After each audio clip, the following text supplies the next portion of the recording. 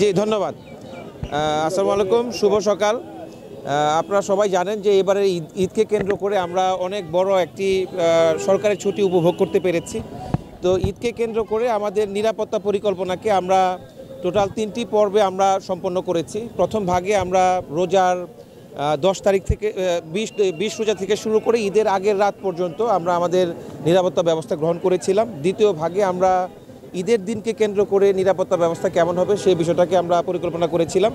এবং এখন তৃতীয় পর্ব, যে এই পর্বে আমাদের কর্মমুখী মানুষ তারা তাদের কর্মক্ষেত্রে ফিরে যাবে, তাদের এই ফিরে যাওয়াটা যেন নির্বিঘ্ন হয় এই বিষয়ে আমরা এই তৃতীয় পর্বে কাজ করছি। তো আমরা আমাদের প্রথম পর্বে আমাদের দায়িত্বপূর্ণ এলাকা যেখান থেকে শুরু, আমাদের ভাঙ্গার পরে যে টেকের হাট, এই টেকের হাট থেকে আপ টু বরিশাল, এবং এই বরিশাল থেকে নিয়ে আমাদের পিরোজপুর এবং পটুয়াখালী এই এক্সিসগুলোতে যেন কোনো ধরনের হাইওয়ে ভিত্তিক ডাকাতি সম্পন্ন হতে না পারে, এই জন্য আমরা প্রতি রাতে এই 20 রোজা থেকে শুরু করে প্রতি রাতে সারা রাত আমাদের টহল বাইরে ছিল, এবং আলহামদুলিল্লাহ যে কোনো ধরনের এই ধরনের হাইওয়ে ভিত্তিক ডাকাতি সম্পন্ন হয়নি। এছাড়াও ঈদকে কেন্দ্র করে আমরা ঈদের বড় বড় যে জামাতগুলো আছে এই জামাতগুলোতে আমাদের উপস্থিতির মাধ্যমে এবং আমাদের গোয়েন্দা তৎপরতার মাধ্যমে আমরা নিরাপত্তা ব্যবস্থাকে নিশ্চিত করেছি, এবং এটা আমাদের ফাইনাল পর্ব যে এই পর্বে আমাদের এই কর্মমুখী মানুষ তারা যেন নিরাপদে তাদের কর্মক্ষেত্রে ফিরে যেতে পারে। তো এই জন্য আমরা, আপনারা জানেন যে বরিশালের অন্যতম বড় একটি বাস স্ট্যান্ড এটি নথুল্লাবাদ, এখানে আমরা আমাদের র্যাব সাপোর্ট সেন্টার এবং আমাদের কন্ট্রোল পয়েন্ট আমরা স্থাপন করেছি।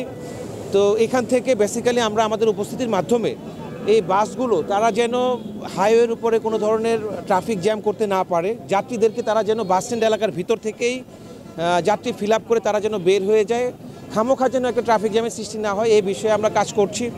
এবং এই বাস স্ট্যান্ড এলাকায় যেন কোনো ধরনের অজ্ঞান পার্টি, মলম পার্টি তারা যেন কোনো ধরনের তৎপরতা চালাতে না পারে এই বিষয়ে আমরা তৎপর রয়েছি।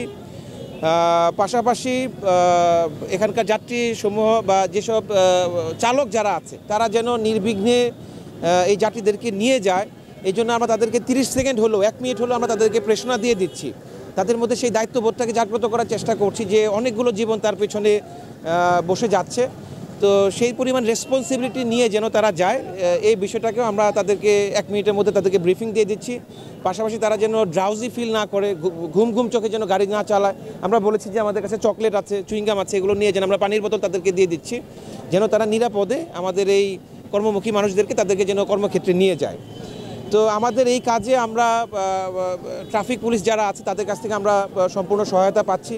আমরা ধন্যবাদ জানাচ্ছি জেলা পুলিশকে, এখানকার রেঞ্জ পুলিশকে এবং মেট্রোপলিটনে যারা আছে তাদেরকে, পাশাপাশি এই এলাকায় সেনাবাহিনীর যে ইউনিটগুলো নিয়োজিত আছে তাদেরকেও আমরা ধন্যবাদ জানাচ্ছি। আমি মনে করি যে আমাদের সকলের সমন্বিত প্রচেষ্টার মাধ্যমে আমরা আমাদের এই যে ঈদ ফেরত মানুষদের নিরাপদে চলে যাওয়া এই অংশটুকু আমরা সঠিকভাবে সম্পন্ন করতে পারবো। আপনাদের সবাইকে ধন্যবাদ। আসসালামু আলাইকুম।